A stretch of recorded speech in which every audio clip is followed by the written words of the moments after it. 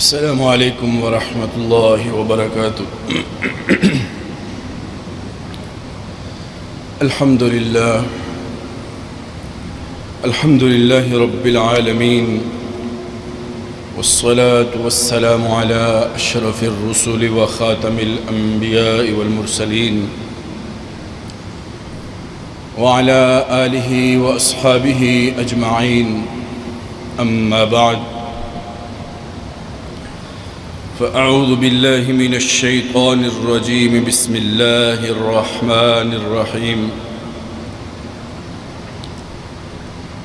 لقد أرسلنا رسلنا بالبينات وأنزلنا معهم الكتاب والميزان ليقوم الناس بالقسط.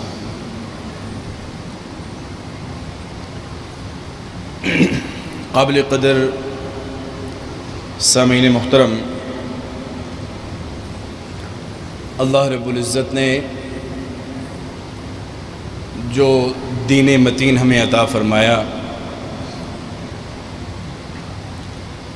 اس دین کی امتیازی صفات میں سے ایک بہت نمایاں اور ممتاز صفت اعتدال والی صفت ہے کہ اس کے ہر امر کے اندر ہمیں اعتدال اور توازن نظر آتا ہے۔ قرآن کریم کی کئی آیات اسی مضمون پر دلالت کرتی ہیں۔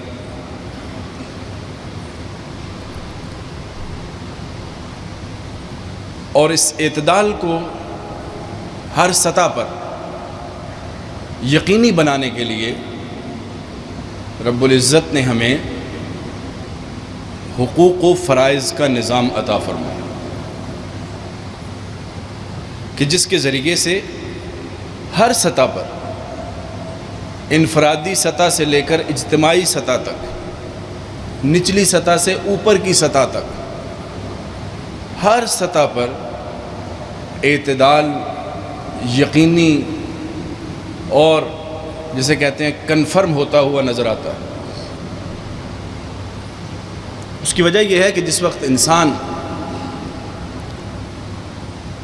اپنے حقوق کی بات کرتا ہے،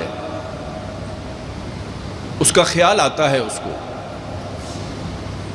تو فوراً شریعت اسلامیہ اس کو اس کے فرائض اور ذمہ داریوں کی طرف متوجہ کرتی ہے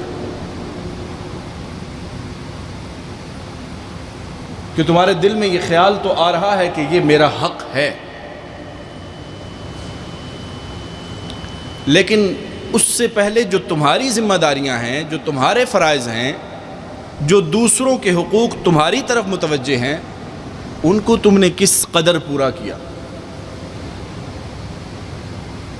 یہ اتنا شاندار نظام ہے حقوق و فرائض کا کہ جس کے ذریعے سے معاشرے کے اندر، ریاست کے اندر ہر سطح کے اوپر توازن اور اعتدال نظر آتا ہے اگر اس نظام کو سمجھا جائے اور اس کے اوپر عمل کیا جائے تو۔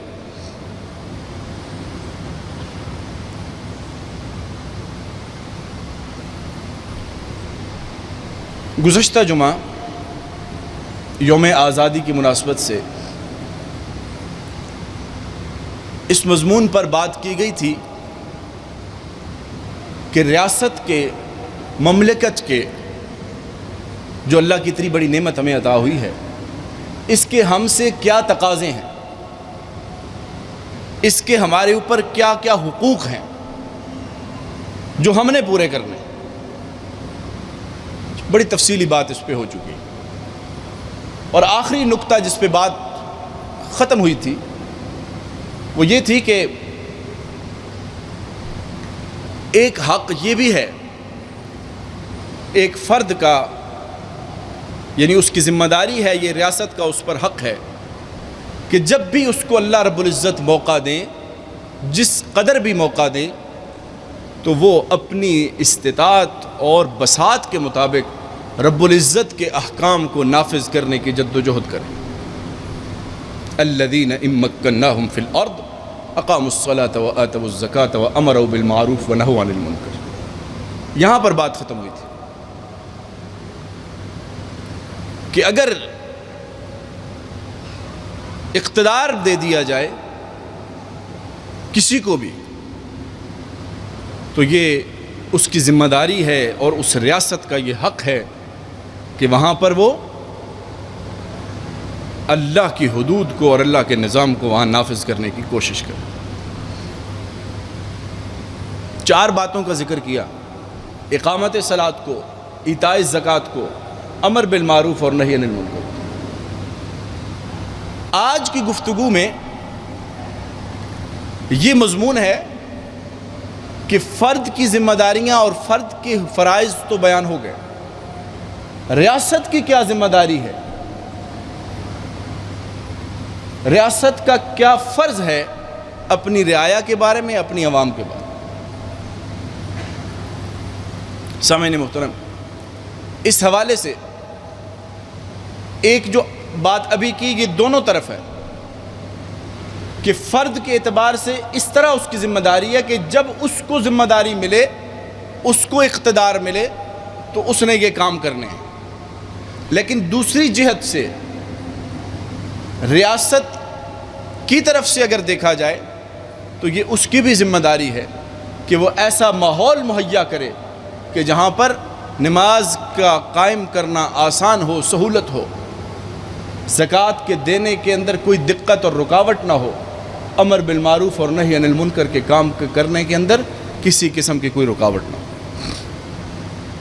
اس کے بعد جو کسی بھی ریاست کی ایک بنیادی ذمہ داری ہے وہ ہے اپنے شہریوں کی جان، مال اور عزت کا تحفظ۔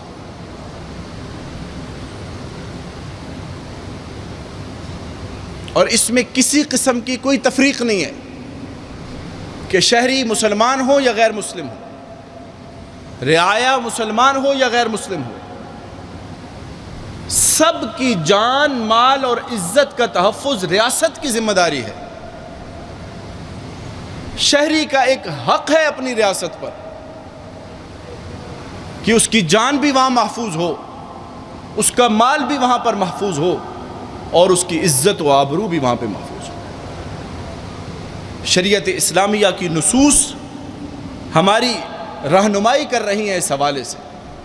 حضور اکرم صلی اللہ علیہ وسلم نے اپنی آخری خطبہ کے اندر مخاطب کر کے فرمایا تھا، ان دماءکم و اموالکم و اعراضکم حرام کحرمت یومکم ھذا، کہ تمہاری عزتیں، تمہارا خون، تمہارا مال ایک دوسرے کے اوپر حرام ہے جیسے آج کا یہ دن اور آج کی یہ جگہ، آج کے اس دن کی طرح، یوم عرفہ کے دن کی طرح۔ تو ریاست کی اولین ذمہ داریوں میں سے یہ ہے کہ اس کے شہری بلا خوف و خطر اپنی زندگی گزار رہے ہیں، ان کی جان بھی وہاں محفوظ ہو، ان کا مال بھی وہاں پر محفوظ ہو اور ان کی عزت بھی محفوظ ہو۔ اور حضور اکرم صلی اللہ علیہ وسلم نے جو مثالی معاشرہ اور مثالی ریاست قائم کر کے دکھائی مدینہ پاک کے اندر، اس میں یہ ساری چیزیں عملی طور پر کر کے دکھائی کہ وہاں پر مسلمان تو مسلمان تھے، غیر مسلم بھی اپنے آپ کو زیادہ محفوظ اور سیکیور سمجھتے تھے۔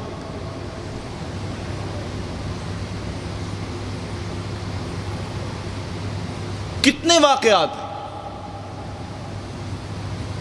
سیرت کی کتابوں میں، تاریخ کی کتابوں میں، جہاں پر جن کے اندر غیر مسلم لوگ جو ابھی تک اسلام کو قبول نہیں کیا تھا، انہوں نے وہاں کی ریاست کے مثالی نظم کو دیکھتے ہوئے انہوں نے اسلام کو قبول کیا۔ تو گویا حضور اکرم صلی اللہ علیہ وسلم نے ایک ایسا نظام عطا فرمایا تھا کہ جو ایک طرف اپنے شہریوں کی جان مال اور عزت کا محافظ تھا، تو دوسری طرف وہ نظم اور وہ نظام خود دین کی دعوت کا ایک بہت بڑا ذریعہ تھا۔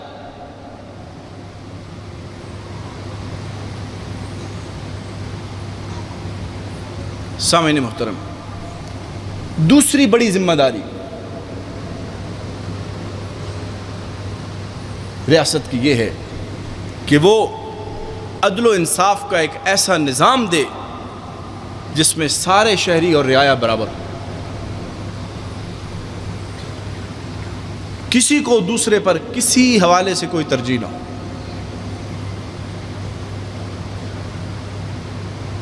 اس کے اوپر بھی حضور اکرم صلی اللہ علیہ وسلم نے آخری خطبہ مبارکہ کے اندر یہ بات ارشاد فرما دی تھی، ان ربکم واحد، سن لو میرے سننے والو، تمہارا رب ایک ہے۔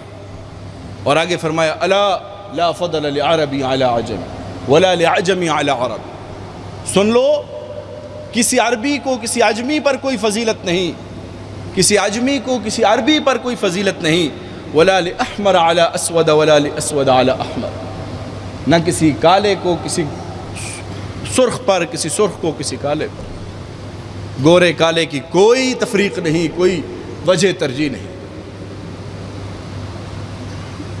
اور عدل و انصاف کا ایک ایسا نظام حضور اکرم صلی اللہ علیہ وسلم نے عملی طور پر کر کے دکھایا لوگوں کو کہ دوسروں کے اوپر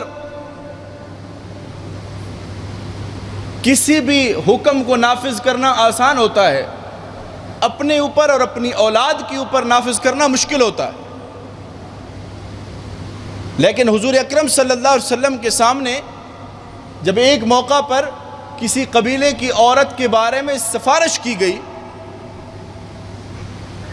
اس کی خاندانی نسبت کو دیکھتے ہوئے، اس کے خاندانی پس منظر کو دیکھتے ہوئے، تو آپ نے جواب میں یہ ارشاد فرمایا کہ تم سے پہلی اقوام اسی وجہ سے ذلیل اور خوار ہوئیں کہ ان کے ہاں جب کوئی بااثر آدمی جرم کر لیا کرتا تھا تو اس کو سزا نہیں دیا کرتے تھے، اور جب چھوٹے لوگ کرتے تھے تو ان کو سزا ہو جائے گا۔ پھر فرمایا کہ اللہ کی قسم، اس ذات کی قسم جس کی قبضہ قدرت کے اندر میں محمد صلی اللہ علیہ وسلم کی جان ہے، اگر میری بیٹی فاطمہ بھی یہ جرم کرتی تو میں اس کے لیے بھی یہی سزا متعین کرتا۔ صاحب اولاد تشریف فرمائیں، دل پر ہاتھ رکھیے، یہ بات کہنا آسان ہے، سوچنا آسان ہے، لیکن مدینے کے والی نے یہ بات ببانگ دہل سب کے سامنے کہہ دی صلی اللہ علیہ وسلم، اور ایسا نظام عطا فرمایا کہ آپ کے بعد بھی آپ کے خلفاء نے عملی طور پر اس کو جاری رکھا۔ حضرت عمر رضی اللہ تعالیٰ عنہ خطبہ کے لیے ممبر پر تشریف لاتے ہیں، رعایا کو اتنی جرت ہے کہ ان میں سے ایک شخص کھڑا ہو کے کہتا ہے ہم آج آپ کی بات نہیں سننے کے جب تک آپ یہ وضاحت نہ کر دیں کہ آپ کے جسم کے اوپر جو کپڑا ہے یہ کہاں سے آیا۔ عدل و انصاف کا اتنا بول بالا تھا کہ وقت کے امیر المومنین کے سامنے ایک عام آدمی کھڑا ہو کے اعتراض کر سکتا تھا۔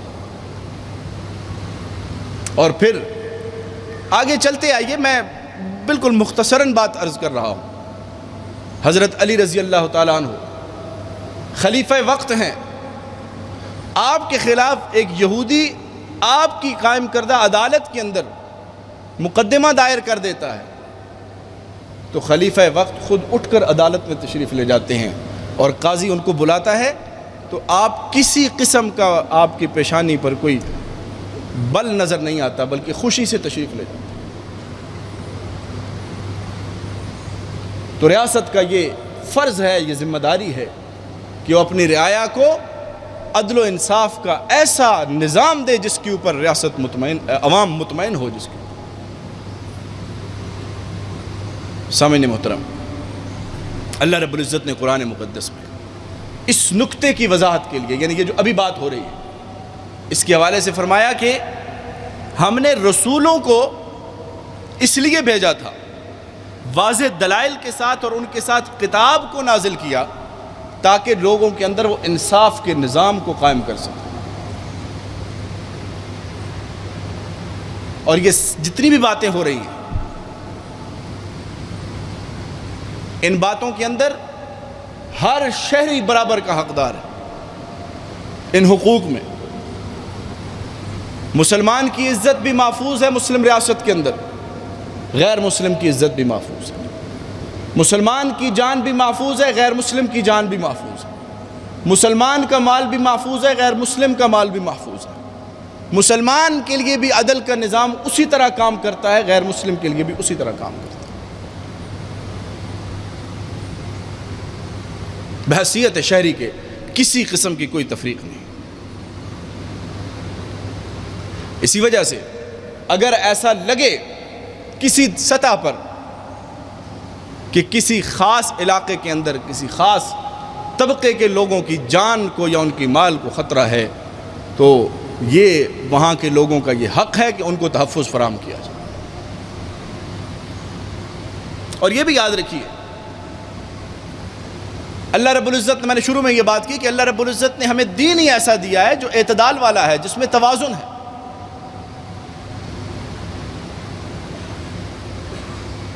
ہر اعتبار سے اس میں توازن ہے۔ انسان کے اندر مختلف قسم کے جذبات کا پیدا ہو جانا ایک فطری چیز ہے۔ ان جذبات کو متوازن رکھنا، شریعت کے حدود کے دائرے کے اندر رکھنا، اس کا بہترین سامان اللہ کے قرآن میں اور حضور اکرم صلی اللہ علیہ وسلم کے فرامین میں موجود ہے۔ انسان منفی اس کے جذبات پیدا ہوتے ہیں ہوائے نفس کی اتباع کے لیے، تو اس کی مذمت تو قرآن کریم کی آیات اور احادیث کی ایک بڑی تعداد کر رہی ہے۔ لیکن بعض اوقات مثبت انداز میں بھی جذبات پیدا ہوتے ہیں۔ بظاہر ایسے لگ رہا ہوتا ہے کہ یہ دینی حمیت کے لیے اور غیرت کے لیے یہ جذبہ پیدا ہوا، یا کسی عمل کو محبت اور اطاعت کی نیت سے بس کرتے رہنے کا جذبہ پیدا ہو گیا۔ حضور اکرم صلی اللہ علیہ وسلم نے ایسے تمام جذبات کے حوالے سے بڑی واضح رہنمائی فرمائی۔ روایات کے اندر آتا ہے کہ کچھ صحابہ نے حضور اکرم صلی اللہ علیہ وسلم کے معمولات کے بارے میں پوچھا کہ آپ کے معمولات کیا ہوا کرتے ہیں، نمازوں کے حوالے سے، روزوں کے حوالے سے، دیگر گھریلو زندگی۔ تو جب ان کو بتایا گیا تو ان کو اپنے اعمال بہت کم نظر آنا شروع ہوا۔ تو ان میں سے ایک صاحب کہنے لگے کہ میں آج کی بات کبھی افطار نہیں کروں گا، ہمیشہ روزہ رکھوں گا۔ ایک اور صاحب کہنے لگے میں اب آرام ہی نہیں کروں گا، بس قیام ہی کیا رکھوں گا، نمازیں ہی پڑھتا رہوں گا۔ ایک تیسرے صاحب کہنے لگے کہ میں کبھی نکاح ہی نہیں کروں گا، کہ اس کی وجہ سے میں اللہ کی عبادت سے غافل ہو جاتا ہوں۔ آپ علیہ الصلوۃ والسلام کو جب علم ہوا، آپ نے بلوایا اور پھر فرمایا کہ میں روزہ بھی رکھتا ہوں، افطار بھی کرتا ہوں، میں نماز بھی پڑھتا ہوں، آرام بھی کرتا ہوں، اور پھر فرمایا میں نے نکاح بھی کی ہے۔ اب یہ جو جذبہ پیدا ہوا تھا یہ محبت الہی میں پیدا ہوا تھا، لیکن آپ نے اس کی بھی اصلاح فرما دی کہ اس میں بھی اطاعت وہی ہے جو اللہ اور اللہ کا رسول بتائے گا۔ ذاتی جذبہ یا ذاتی خواہش اطاعت نہیں کہلایا کرتی۔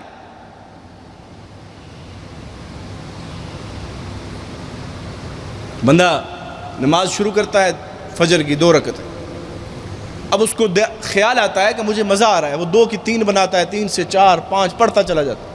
اس کی نماز قبول ہے؟ ہرگز نہیں۔ اس کی وجہ یہ ہے کہ اللہ اور اللہ کے رسول نے جو ذمہ داری لگائی تھی وہ اس وقت 2 رکعتوں کی لگائی تھی۔ دراصل مقصود اللہ اور اللہ کے رسول کی اطاعت ہے۔ اپنی ذاتی جذبے کی تسکین نہیں. اسی طرح سے دینی حمیت اور غیرت انسان کے اندر پیدا ہو جانا ایک بہت اچھی بات ہے کہ کہیں پر کوئی ایسا عمل سامنے آئے جو کہ ناپسندیدہ ہو دینی حوالے سے، اس کے مذہبی جذبات اس کے خلاف ابھرے، تو اس صورت میں بھی اللہ اور اللہ کے رسول نے رہنمائی فرما دی. ایک پوری فہرست ہے واقعات کی کہ جب آپ صلی اللہ علیہ وسلم کے سامنے منافقین کی مختلف حرکتیں سامنے آیا کرتی تھی تو صحابہ کرام رضوان اللہ تعالی علیہم اجمعین کو غصہ آیا کرتا تھا اور وہ بعض اوقات انتہائی اقدام اٹھانے کے لیے تیار ہو جایا کرتے تھے.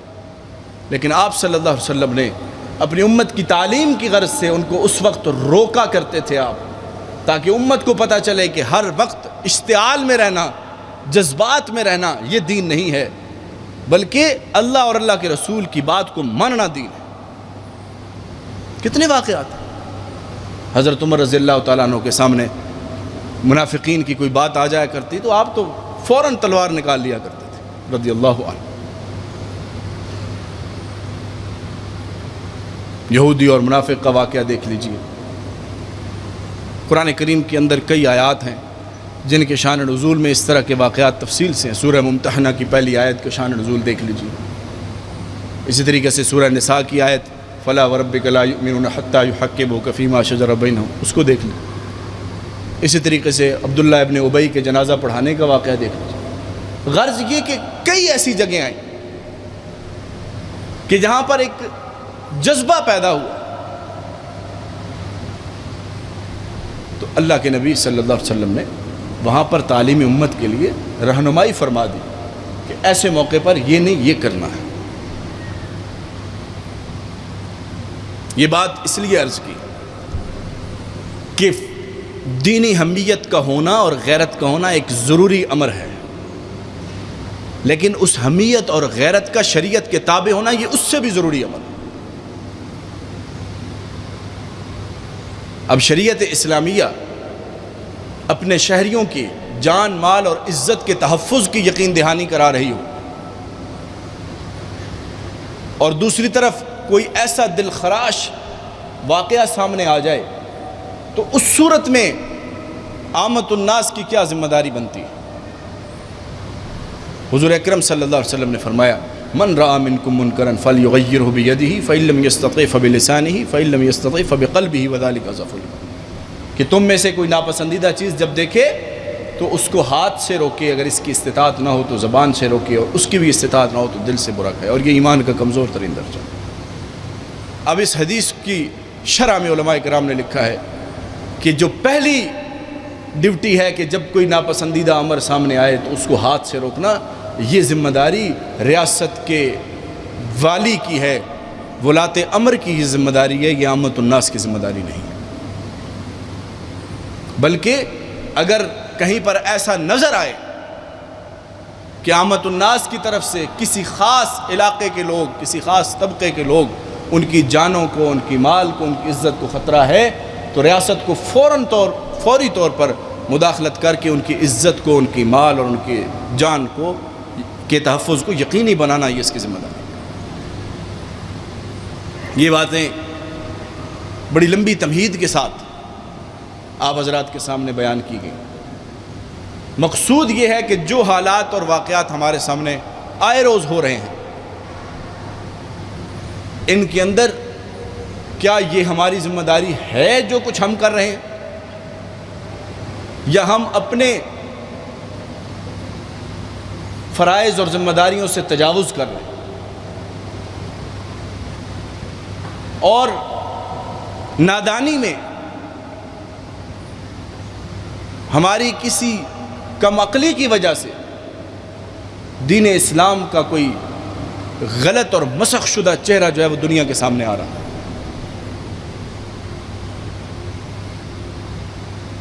یہ بڑی حساس باتیں ہوتی ہیں اور حساس لائنیں ہوتی ہیں. یہ باتیں شروع میں بڑی تمہید میں بڑی تفصیل سے اس لیے عرض کی کہ دین اسلام نے توازن سکھایا ہے، اعتدال سکھایا ہے، کہ انسان کو اپنے عمل کا پتہ ہو، میری ڈیوٹی کا پتہ ہو کہ میری ذمہ داری اس میں کس قدر ہے۔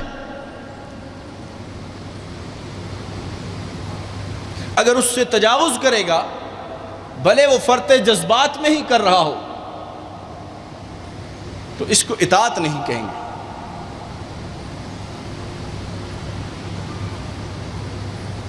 سامعین محترم، اللہ رب العزت سے توفیق مانگنی چاہیے کہ اللہ کریم ہمیں دین اعتدال کے اوپر عمل کرنے کی توفیق نصیب فرمائے، اور ہر معاملے کے اندر ہمیں دین کی یہ جو صفت ہے اعتدال والی، اس کا دامن مضبوطی سے پکڑے رکھنے کی توفیق نصیب فرمائے، اور جہاں تک، صرف یہاں تک نہیں بلکہ اپنا جہاں کردار ہم ادا کر سکتے ہیں، جہاں پر ہمیں نظر آ رہا ہے کہ اس موقع پر اس طرف سے، اس طبقے کی طرف سے کوئی بے اصولی ہو رہی ہے، تو اس بے اصولی کو متعلقہ اداروں تک پہنچانا بھی ہماری ذمہ داری ہے۔ اللہ رب العزت سے دعا ہے کہ اللہ کریم ہمیں اپنی ذمہ داریوں سے آگاہ رہنے کی توفیق نصیب فرمائے اور ان کو پورا کرنے کی بھی توفیق نصیب فرمائے۔ جو فرد کے حقوق ہیں، ایک شہری کے حقوق ہیں ریاست پر، ریاست کو وہ حقوق پورے کرنے کی توفیق نصیب فرمائے، اور جو ریاست کے حقوق ہیں شہریوں پر، ہمارے اوپر، ہمیں وہ حقوق پورا کرنے کی توفیق نصیب فرمائے۔ اقول قولی ھذا استغفر اللہ لی ولکم ولسائر المسلمین واستغفروہ انہ هو الغفور الرحیم۔ الحمد للہ رب العالمین، والصلاة والسلام على اشرف الرسل وخاتم الانبیاء والمرسلین وعلى آلہ واصحابہ اجمعین، اما بعد فیا عباد اللہ، إن من الحقوق العظيمة للمكلفين التي تضمنتها شريعة الله المحكمة الحكيمة حفظ الضرورات الخمس، الدين والنفس والعقل والمال والعرض، فقد تضمنت شريعة الإسلام أحكاما حازمة كثيرة ومتنوعة لصيانة هذه الضرورات وتزكيتها وتقويتها والمحافظة عليها من كل ما يخل بها أو يبطلها أو يعطلها ويحرم الإنسان منها، فليس من حق أي أحد أن يبدل دينه، ولا يجوز لأحد أن يضله عنه، وليس لأي شخص أن يقتل نفسه، ولا أن يقتل غيره من غير طريق الشرع، ولا أن يتعاطى ما يذهب عقله، ولا أن يتسبب في إزالة عقل غيره، وحرمة مال المرء كحرمة دمه، والأعراض قرينة النفوس والأموال في الحرمة. وقد تضمنت الشريعة الإسلامية الغراء تشريعات واضحة صارمة لصيانة هذه الضرورات، وعقوبات صارمة بليغة لمن تشبث بالإخلال بها أو إفسادها وحرمان أهلها منها. قال تبارك وتعالى: ومن يبتغي غير الإسلام دينا فلن يقبل منه وهو في الآخرة من الخاسرين. وقال سبحانه وتعالى: ومن يرتد منكم عن دينه فيمت وهو كافر فأولئك حبطت أعمالهم في الدنيا والآخرة وأولئك أصحاب النار هم فيها خالدون. وقال صلى الله عليه وسلم: من أحدث حدثا أو آوى محدثا فعليه لعنة الله والملائكة والناس أجمعين. وقال عليه الصلاة والسلام: من بدل دينه فاقتلوه. وصح عن النبي صلى الله عليه وسلم: إن دماءكم وأموالكم وأعراضكم حرام عليكم. وقال عليه السلام: كل المسلم على المسلم حرام دمه وماله وعرضه. وقال صلى الله عليه وسلم: حرمة مال المسلم كحرمة دمه. وقال: من هجر مسلما سنة فهو كقتله. وفي محكم التنزيل: من قتل نفسا بغير نفس أو فساد في الأرض فكأنما قتل الناس جميعا. وفيه: ومن يقتل مؤمنا متعمدا فجزاؤه جهنم خالدا فيها وغضب الله عليه ولعنه وأعد له عذابا عظيما. وذكر صلى الله عليه وسلم أنه لا يحل دم امرئ مسلم إلا بإحدى ثلاث: النفس بالنفس، والثيب الزاني، والتارك لدينه المفارق للجماعة. وقال صلى الله عليه وسلم: من قتل نفسه بشيء عذب به يوم القيامة. وقال عليه الصلاة والسلام: لا يزال المسلم في فسحة من دينه ما لم يصب دما حراما. وكذلك مال الشخص محترم في الإسلام، فلا يؤخذ مال أحد منه إلا بطيب نفس منه أو بحقه. قال تبارك وتعالى: ولا تأكلوا أموالكم بينكم بالباطل. وقال النبي صلى الله عليه وسلم: لا يحل مال امرئ مسلم إلا بطيب نفس. وقال صلى الله عليه وسلم: من قتل دون ماله فهو شهيد. ولذلك حرم الله السرقة والنهب والغصب والربا والظلم والغش والحيل، ورتب عليها سبحانه وتعالى حدودا رادعة وعقوبات مغلظة في الدنيا والآخرة. وأمر سبحانه وتعالى بإصلاح الأحوال وتنميتها، ونهى عن بذلها إسرافا أو تبذيرا أو إعطائها لمن لا يحسن التصرف فيها أو التصرف فيها بما يخالف الشرع. أقول قولي هذا، أستغفر الله لي ولكم ولسائر المسلمين، واستغفروه إنه هو الغفور الرحيم.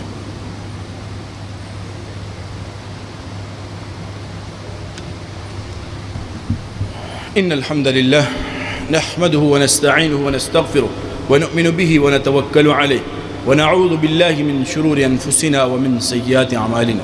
من يهده الله فلا مضل له، ومن يضلله فلا هادي له. وأشهد أن لا إله إلا الله وحده لا شريك له، وأشهد أن سيدنا وحبيبنا ومولانا محمدا عبده ورسوله.